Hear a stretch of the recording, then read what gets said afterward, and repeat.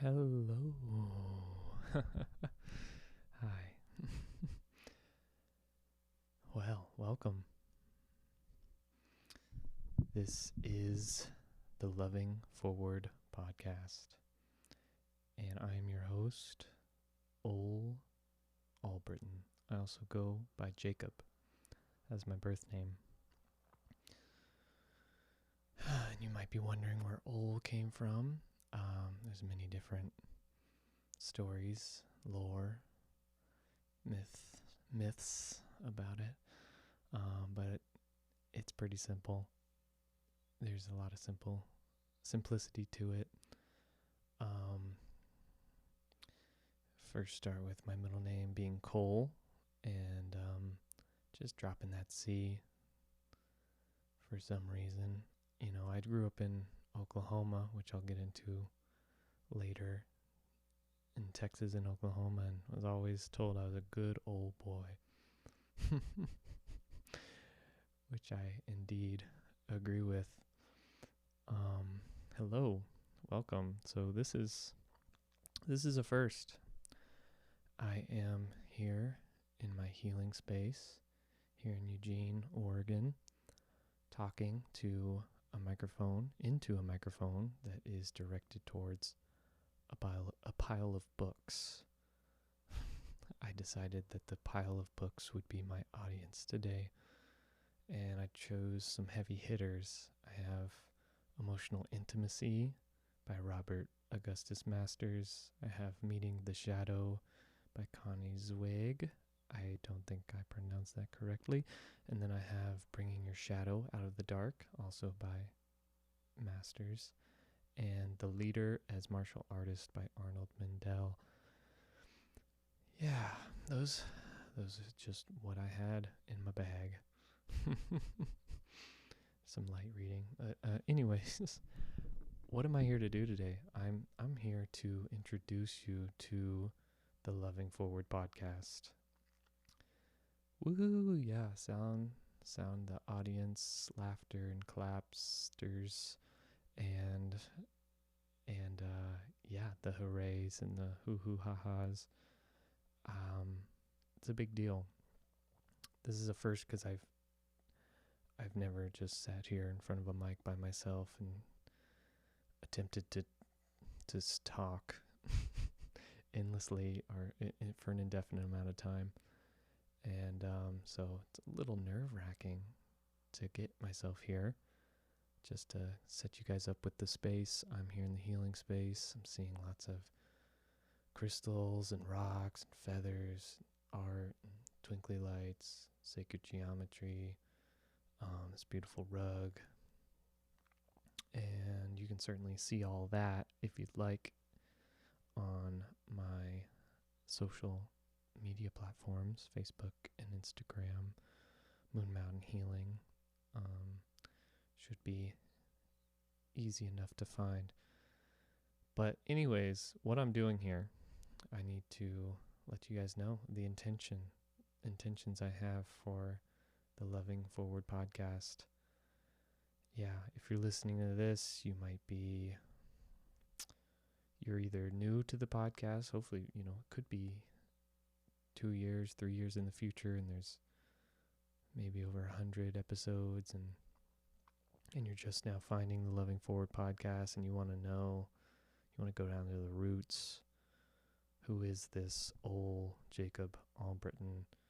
And yeah, you can get a little taste, a little bit of understanding here on this first episode, this introduction episode. My intentions are with this podcast, the Loving Forward podcast, is to have a place to practice discussing, practice all the ins and outs and trials and tribulations and blessings and struggles and challenges of being a human, and the way we navigate that is incredibly fascinating to me, the way humans navigate all that challenge and the pleasure.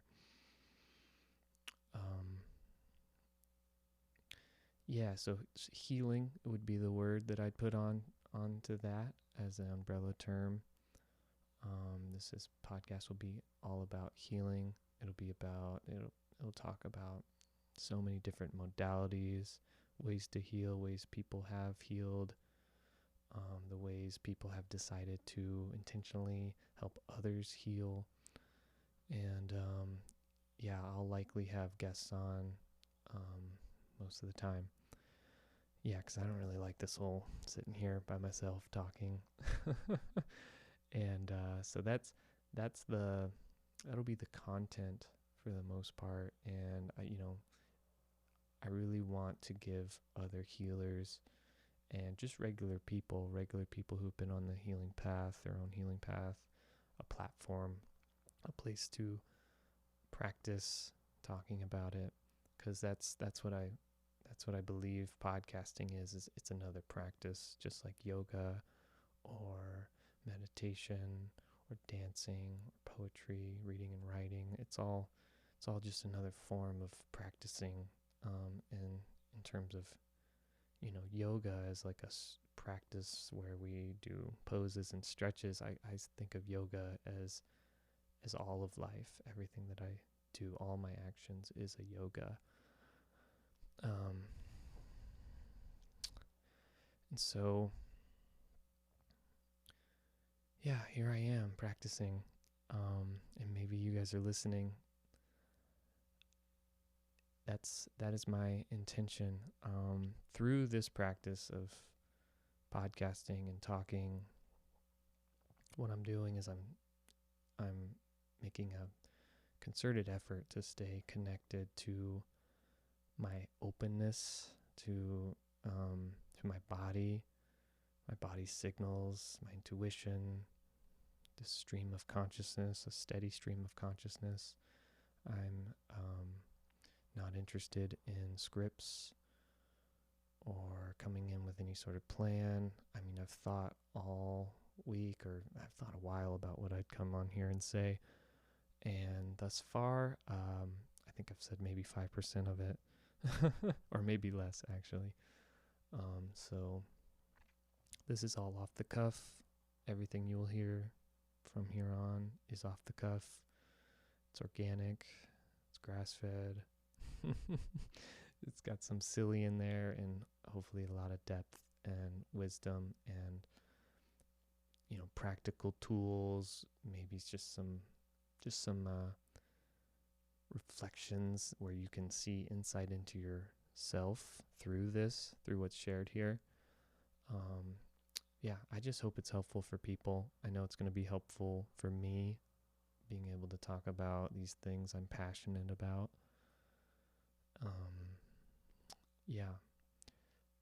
I love it. I've been passionate about this my whole life, and it got actually pushed, repressed. It got denied and put into my shadow. And through shadow work, through tapping into my creative center, this is where it's led me. It's led me here. That's the short story of it. And this is a perfect segue. I recently wrote out a 6,500 word essay, which still, was cut out a lot of my story, but that's okay. 6,500 words is a good place to start, sweet spot. I just recently wrote that, and that was an incredible practice. And I'm going to be referring to that a little bit here today, just to kind of give you some insight into who I am, how I got here.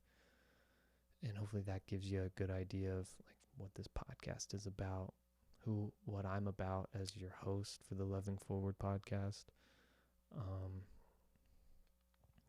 There's no plans to get rich or big off of this. It's just a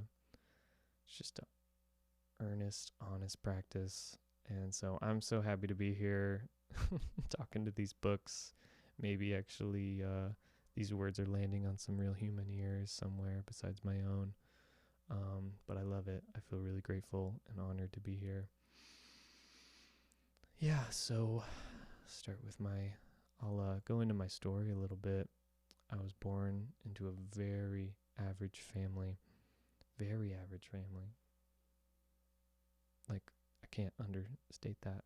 I can't overstate that enough. Very average family in Texas, the USA. Texas, USA. Its own country, I feel like sometimes. And looking at my family lineage, we've been in Texas a while. We've actually been here in this continent for a while. It appears since the beginning of the colonialism and just all the terrible things that happened as Europeans took over this land. And so that's really something interesting to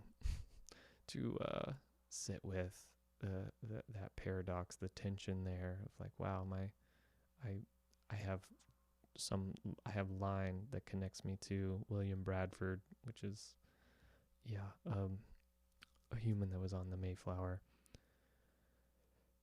And here I was not expecting to even bring that up, but here it is. It's out there, part of my story. Yeah. And so I'm working with that. There's silver linings to all things. There's something positive. There's a golden nugget or of some sort to find in these things. But I think one for me is just feeling really connected to this land here. Even though I'm up here in Oregon, it feels connected. I feel deeply connected to the forest here. And but anyways, my family spent a lot of time in Texas, and we eventually broke that pattern and moved up to Oklahoma, where I grew up from age 4 to 18. Yeah. And there's all kinds of implications for what that might mean for a human growing up in Oklahoma.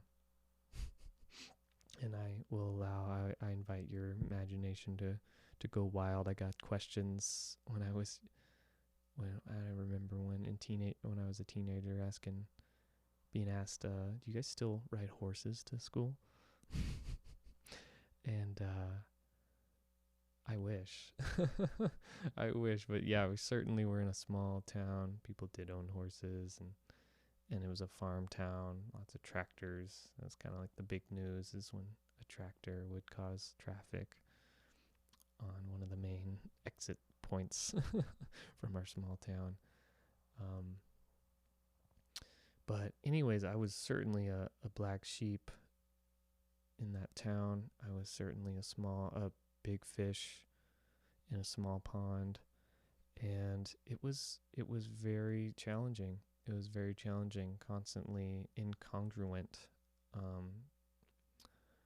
That feeling things are just off,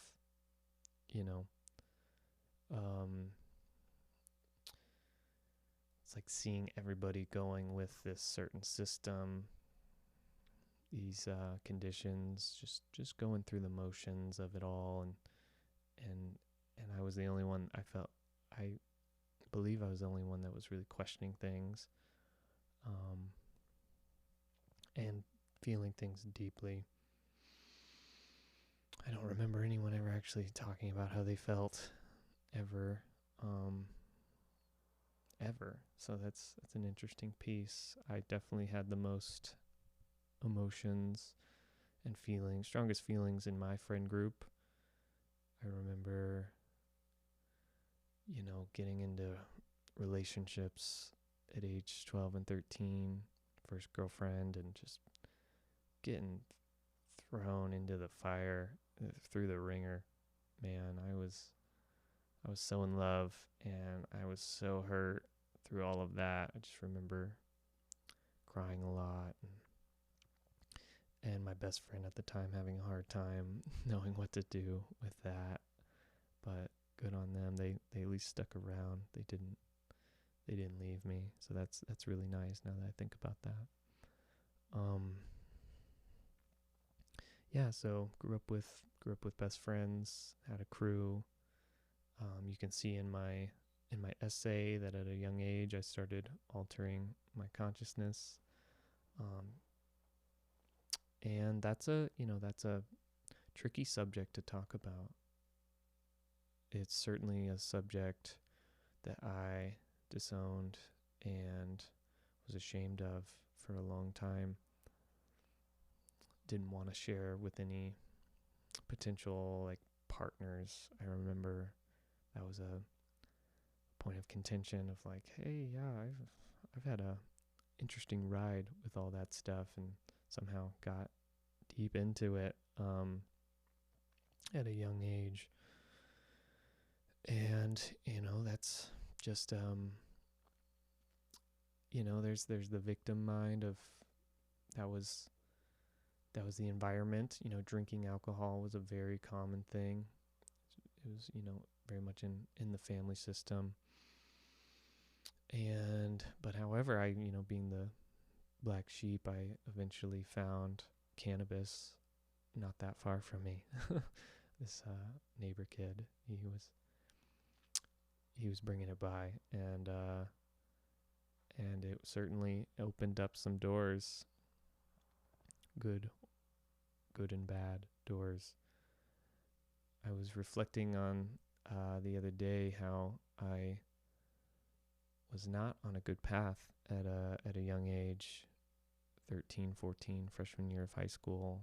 Things were looking dark, and I was hanging out with a tough crew. Not really caring about much. I just remember not caring about anything, and like remembering why, wondering why care.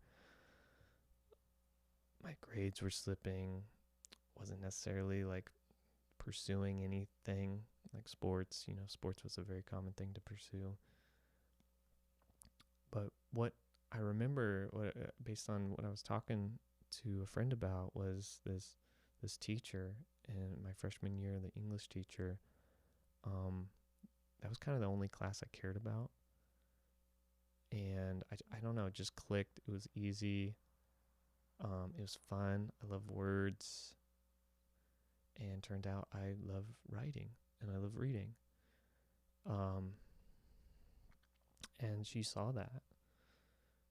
She noticed something special in me, I guess, because she was known as the toughest teacher in the whole school, and scary. Certainly scary.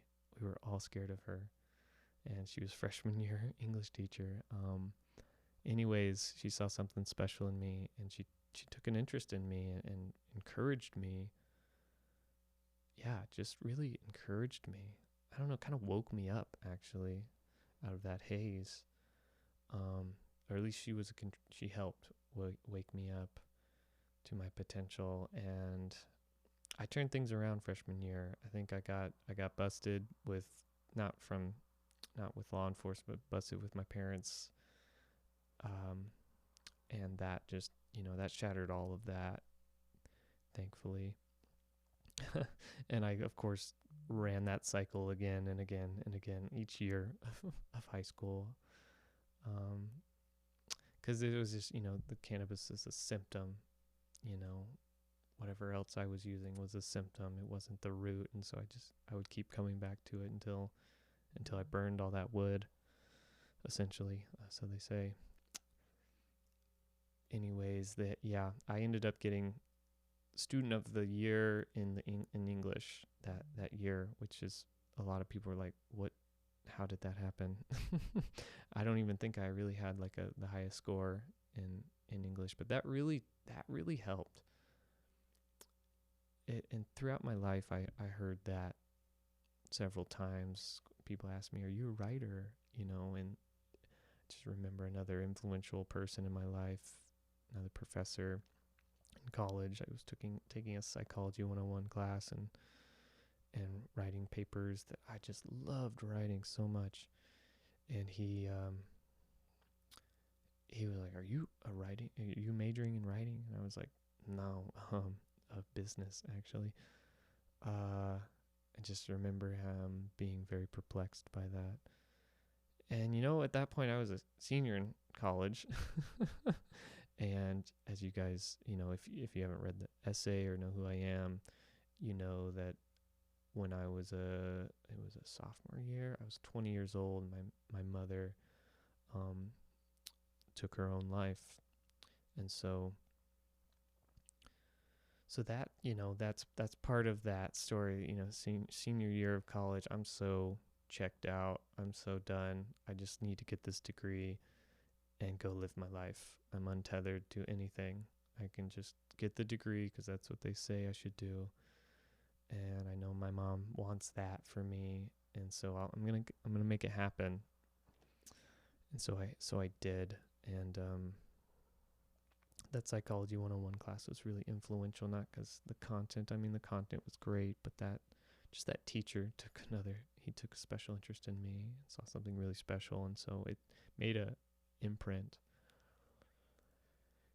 I just feel like compelled to say that, you never know what kind of imprint you're making on somebody.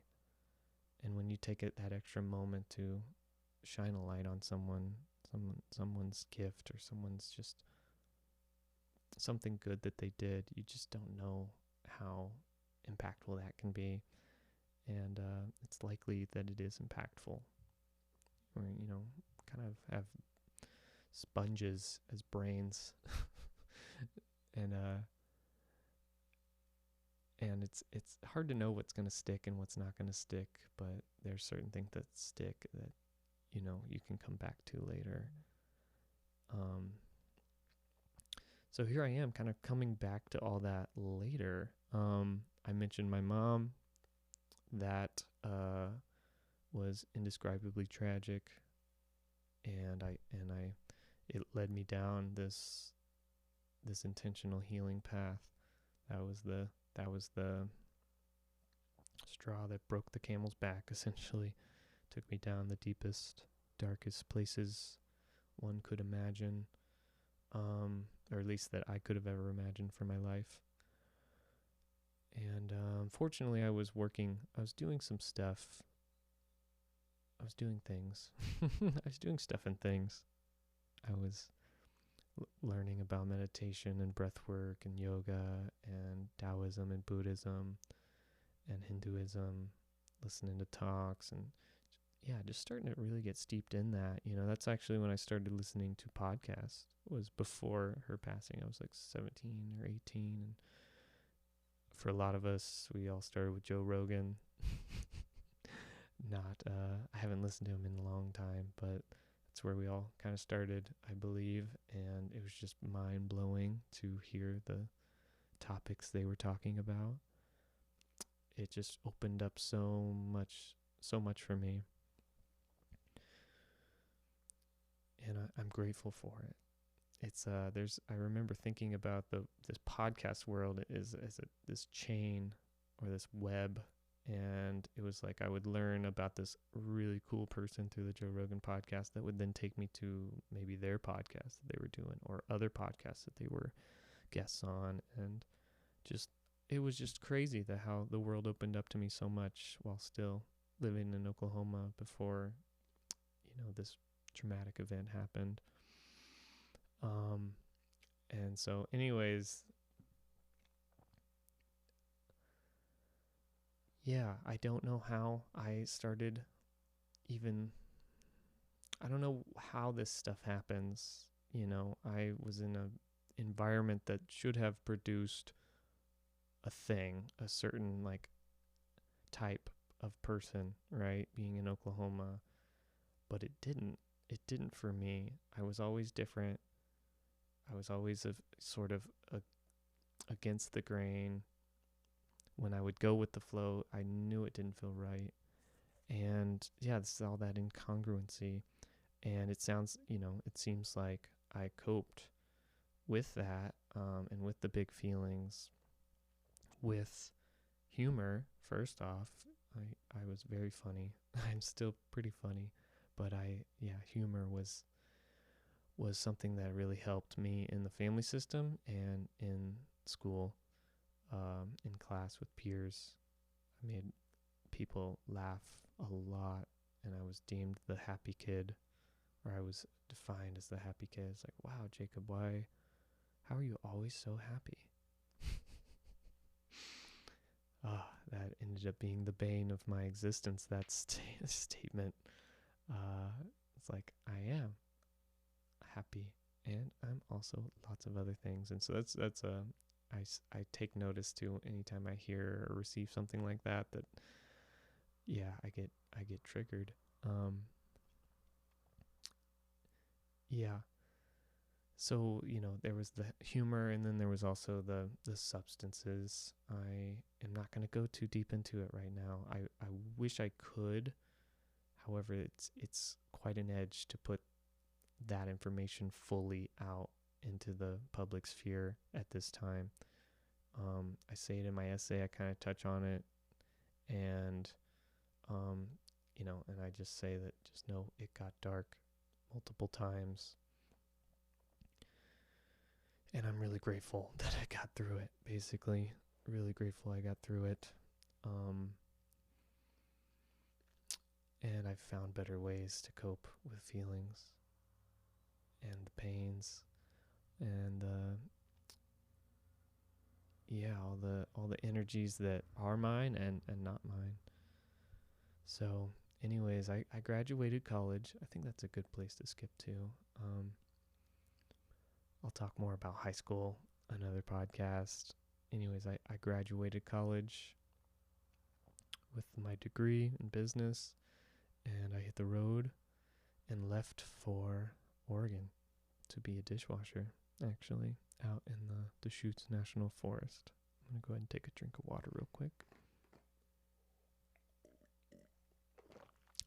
Just saying, have not claimed to be a professional podcaster yet. I get thirsty. All this talking, this is crazy. Yeah, dishwasher out in the National Forest, Deschutes, beautiful, insane. Another gateway into a whole nother world. I met people through seasonal work that were really influential. And however, I was still doing my inner work. So when my mom passed, I went deeply into my own world and own healing, because I could not figure out how to relate with others. It took a long time to figure that out, actually. It was, yeah. And then I, took a long time to relate to others. Once I got out into the world in Oregon, the friends I had made, it was all like as if I was still the boy that I was at 12 or 13 years old. The type that when you go home for Christmas dinner and you just like revert right back to that energy. I felt like I was in that state for a while. It's like the family system just kept following me.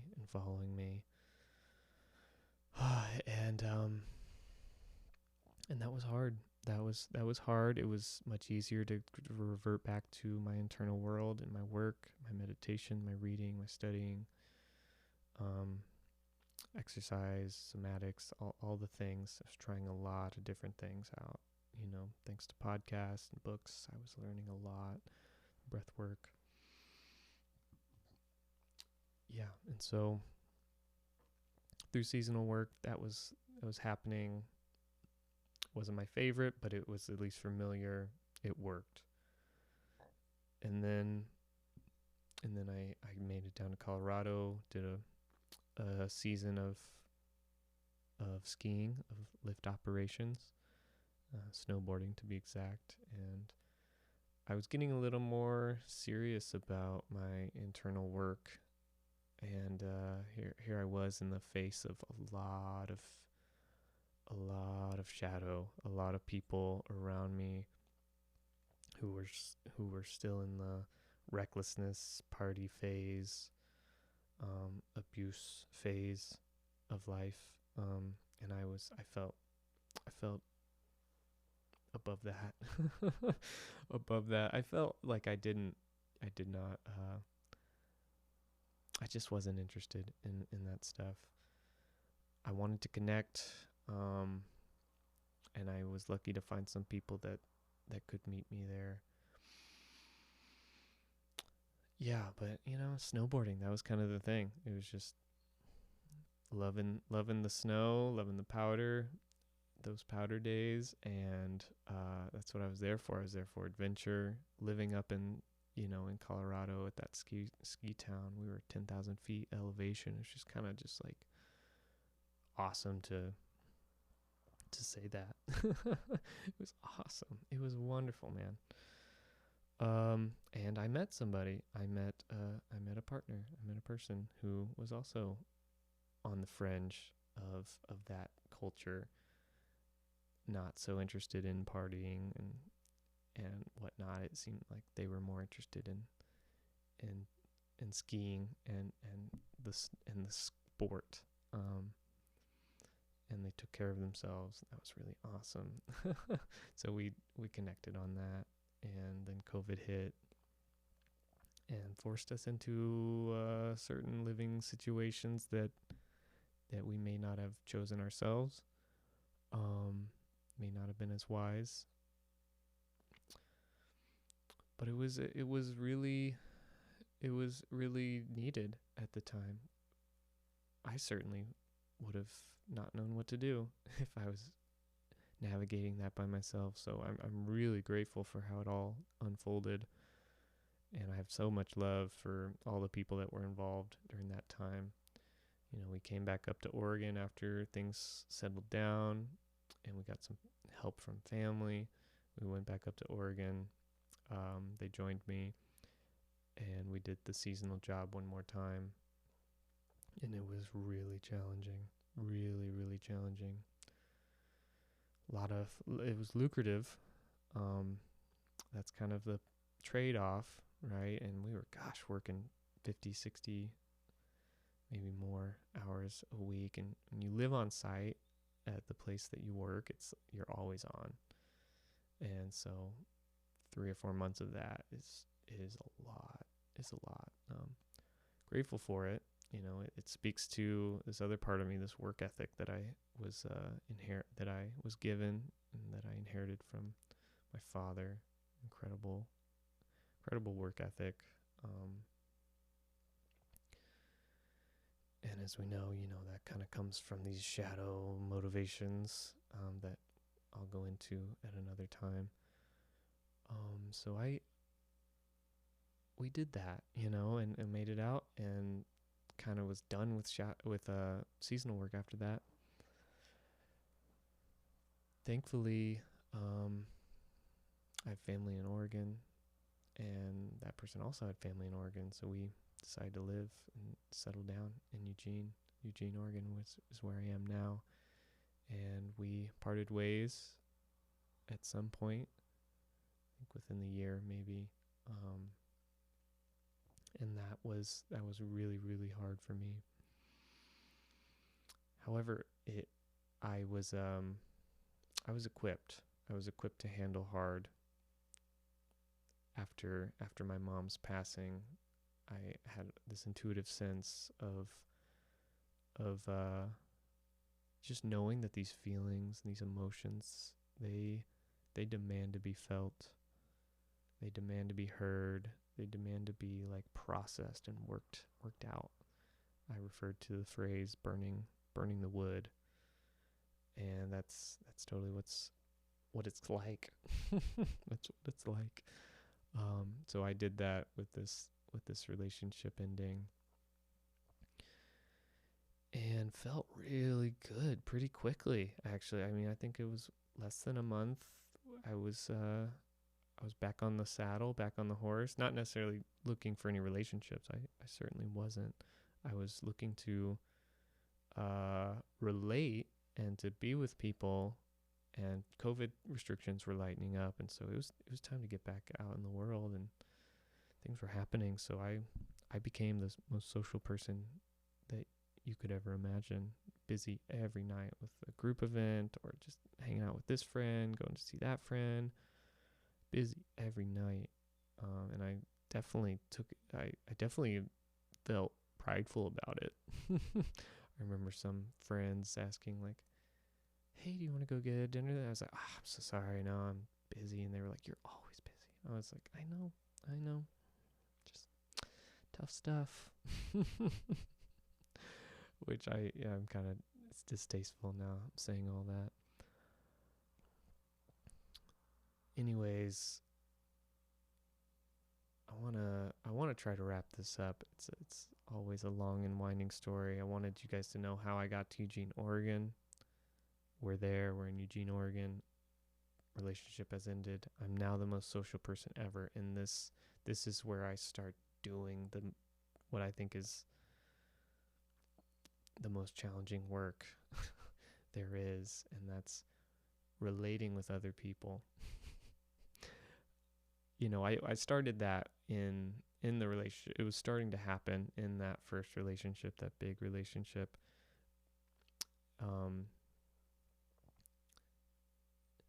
But it was like the ending of that relationship that made things really clear on how that's where the actual healing occurs, is in relationship and in real time. In real time, when you're being triggered or you're feeling discomfort, boundaries are being crossed, and they're likely unspoken boundaries. This is where the real healing and real rubber meets the road.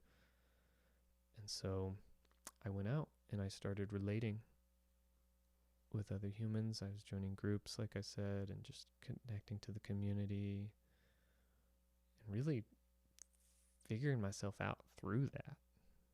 So that's an important part of my story, an important part of what makes, important part of my offerings is this like sense of community, healing in community.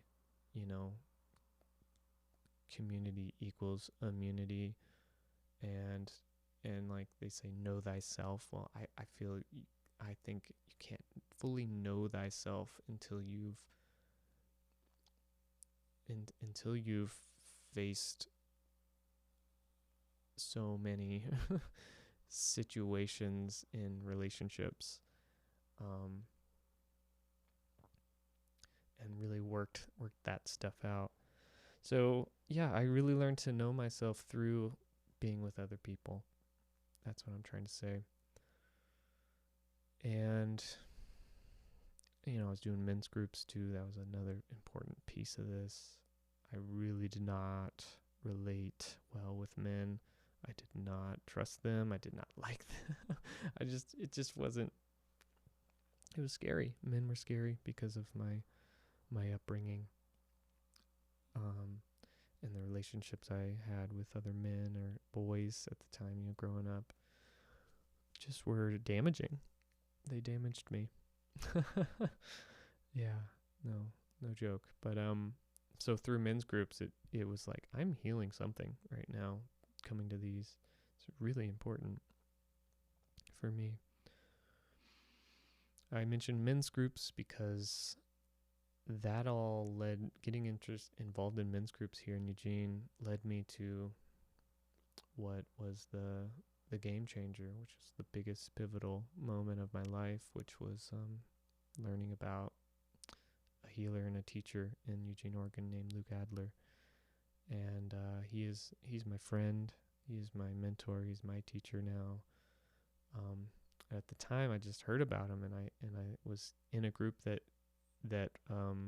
the leader had been trained by Luke. And so I was kind of learning about Luke through that as well. I started following him, like being very up to date on his offerings, his articles he would post, and just very aware of what he was up to, and I did some stuff with him, some men's groups and other events, and yeah, so through that I was on his because of that I was on his newsletter. I remember a night, I remember the night when I got this email about a program. It was the debut of this program that him and his co-leader Jason Lang was putting out. It's the first one, and it's called The Heart of Shadow. And I remember just like seeing that and reading about it, and the person I was with at the time, a partner, kind of processing this sense of like, I think I should do this. And they were just so encouraging. I was seeing the price and thinking, this is it's absurd. It was like over $3,000 or something like that. And I was just like, that's, what the heck? What am I going to do spending that much money on a 9-week program? And I just remember this person really encouraging me and assuring me that this was aligned with who I say I am and what I'm interested in. And I reached out about a scholarship, and they gave it to me, and I was in the Heart of Shadow, the first cohort, which is a really special thing to say, because I think they're on their 7th cohort now, and I've had the pleasure to support one of the most recent groups, as what we call a Sherpa, because the analogy they work with is helping men climb their mountains, their emotional, spiritual, mental mountains.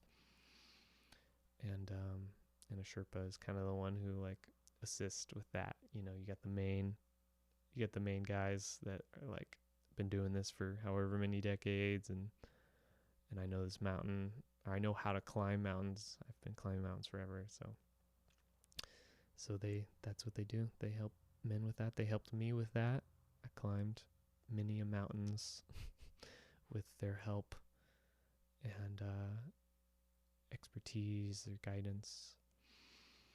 It changed my life. That program changed my life. I know people say that a lot about all kinds of things. It changed my life. It changed my life. Oh, it changed your life? Yeah, no, that changed my life. This really changed my life. Because I remember when the retreat happened, I was talking to Luke and saying, okay, what's next? I want in. I'm all in. You're my mentor? ? Yes. Okay, cool.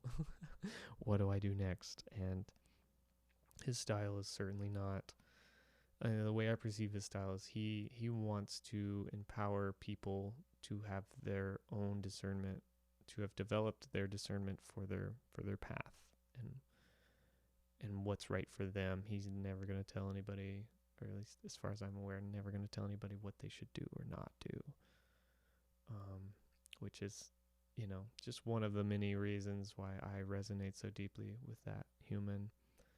I think that's a simple and important part for finding the right teacher or mentor. They should not tell you what to do, but they should help. They help you in some way with you finding your own way. Anyways, I'm seeing we're at about 43 minutes now, and I can't believe I've been talking this long to this stack of books. I was thinking about an hour is how long I'd go.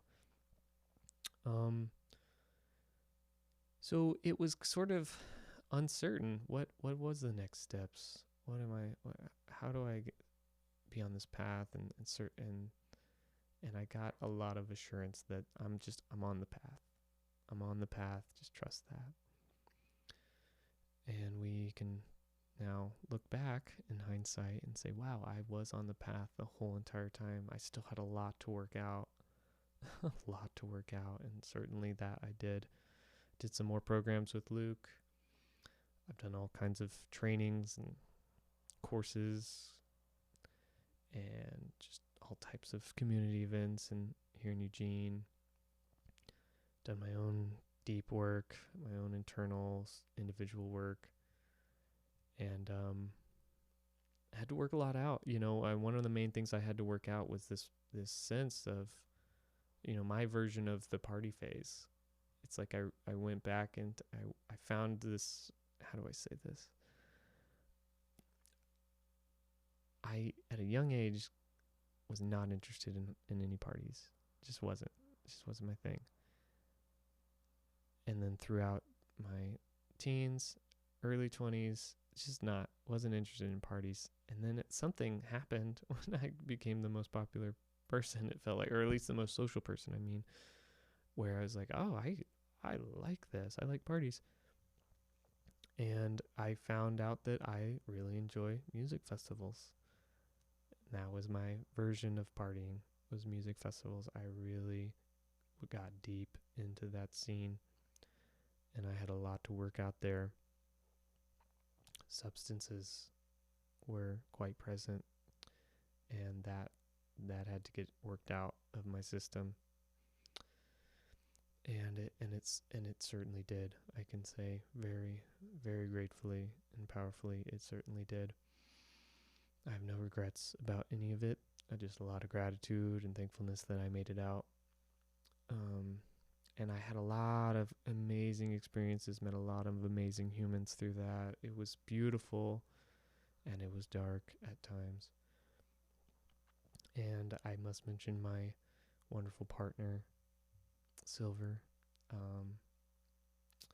She's on that essay too, and I mentioned how just through our relationship, I mentioned that through our relationship, it's made me very clear about a lot of things, and one of them being that I want to be a sober person.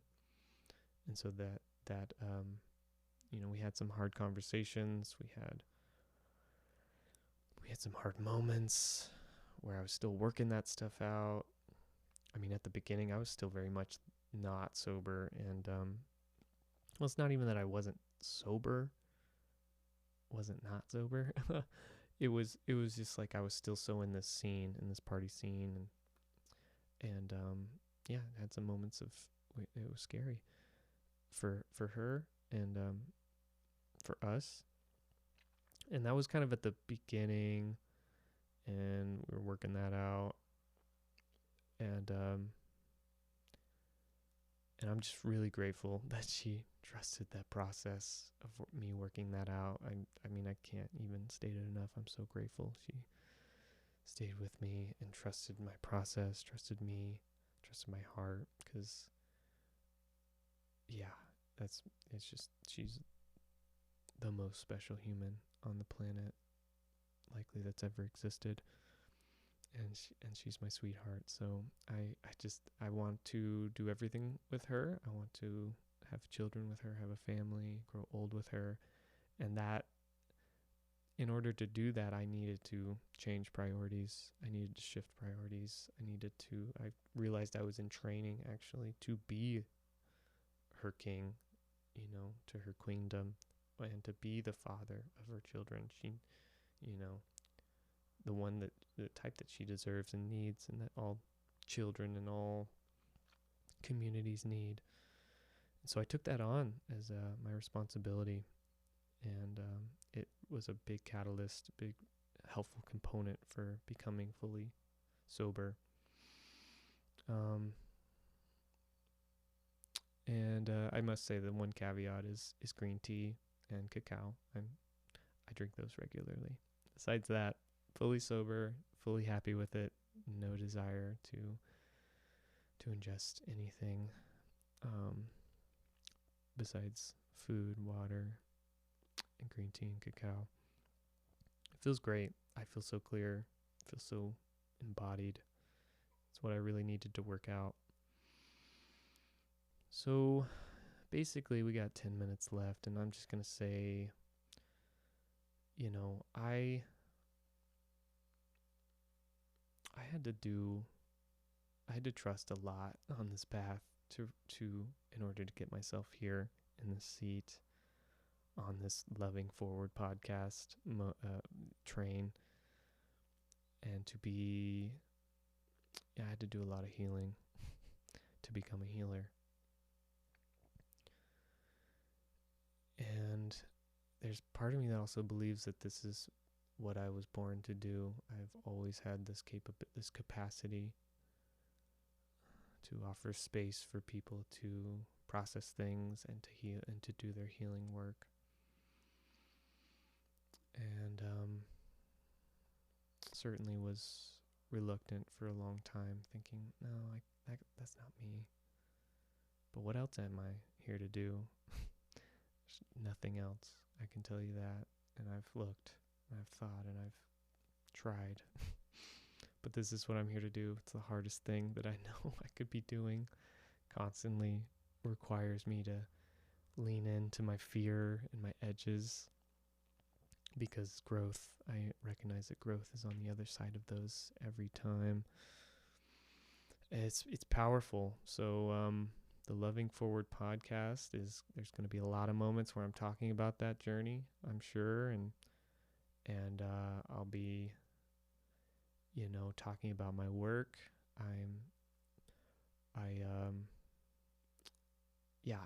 There's so much I'm missing, but I encourage you to listen or to read my article. It's called Mommy, How Are Healers Made?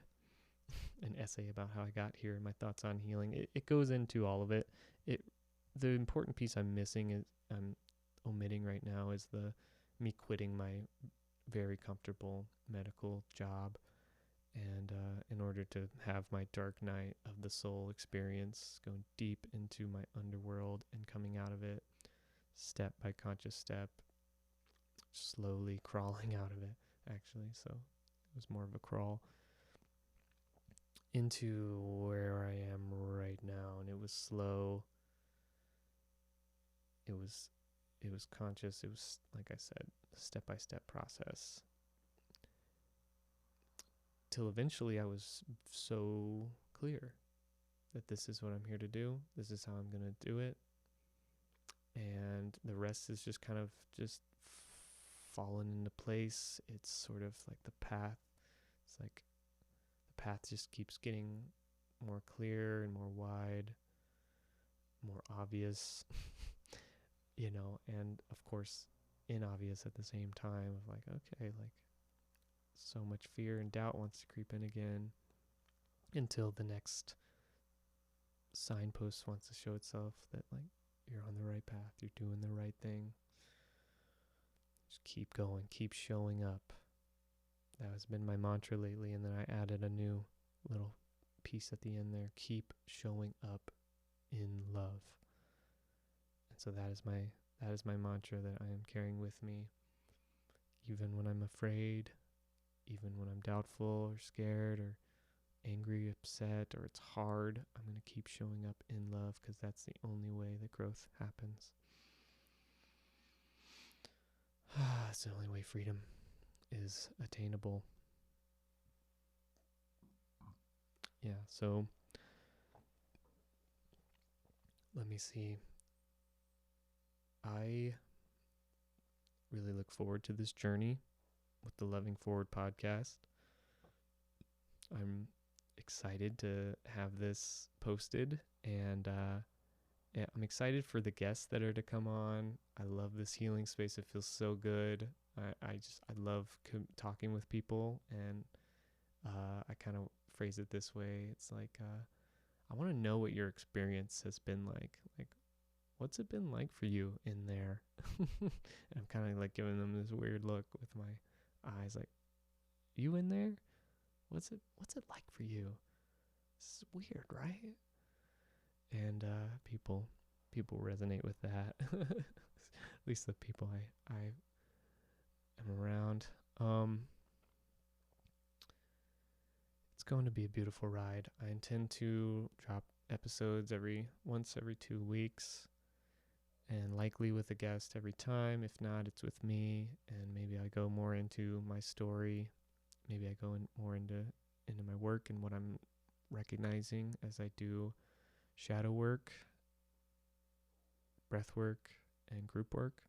Those are my offerings, essentially. So if you're listening to this and you're vibing with who I am, what I'm saying, what my content is online, please reach out and we can do some incredibly deep work through breathing, and even just through this shadow work process that I have been taught from my teachers, Jason and Luke. And that continues, all of it continues to be refined. It's no joke how passionate I am about this and how serious I am about this, and how spacious I feel for it. I feel very, very open, and the edges feel very far away. It's hard for it's hard to imagine where those edges might be in terms of holding space for people. And so that's a really positive thing to reflect on. And of course, I'm open to the edges being met. As I say in my article, healers, people who have intentionally decided to be healers and hold space for others to heal,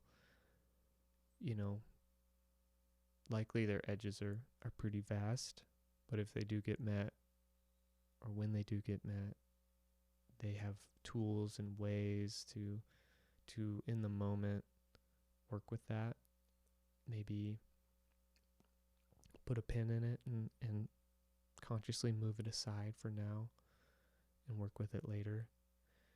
Yeah, we're, hopefully well resourced, the healers out there. I certainly am, and I just get more and more resourced all the time. So incredible blessing and journey. I'm so grateful and I feel so lucky.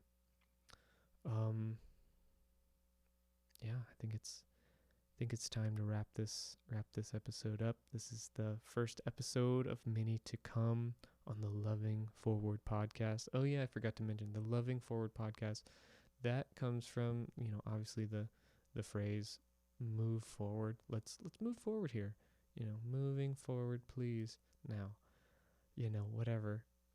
I've always, it's come up a lot for me throughout the years where it's like in text or email or talking, where it's like I replaced love with move. I've been doing that for a long time. So it's for me, it's always been like, how do we best love forward? How do I best love forward in the world through all these challenging, difficult situations? Yeah, because it's one thing to move unintentionally and without consciousness and without love. It's not what we're trying to do here. It's different. Times are different. We're different. This culture's different. The zeitgeist is demanding a different way. And so I'm here to talk about that different way of being. And I hope I inspire others to love forward. I hope I constantly find new inspirations for myself. I hope guests are inspired by me and by what they share. And yeah, that's just my prayer, is may we all learn how to best love forward here on this earth school plane. Well, it's not, plane on this earth school. I was thinking PLANE instead of PLAIN, but I like the latter, plane. So I hope this all recorded. This is my first time doing this. Shout out to Star Child Creative, my dear friend Sean Bonbon, co-host of the Bonbon's Nook podcast. He set me up with a lot of basically all the equipment to do this today. Shout out to my loved ones, all of them, my family, my partner Silver. Shout out to my community. Really excited to commune with you soon. And wow, What a blessing. Thank you so much. This is the Loving Forward podcast. This is your host, Ol or Jacob Albritton. And I look forward to our next time. Big blessings to you. Peace.